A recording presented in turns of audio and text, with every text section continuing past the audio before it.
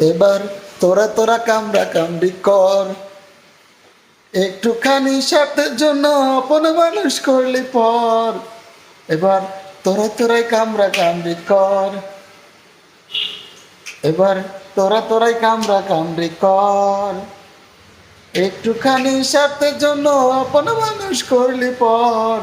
তোরা তোরাই কামড়া কামড়ি কর, এবার তোরা তোরাই কামড়া কামড়ি কর। হঠাৎ করে আসতে পারে, হঠাৎ করে আসতে পারে ভয়ানক এক ঝড়।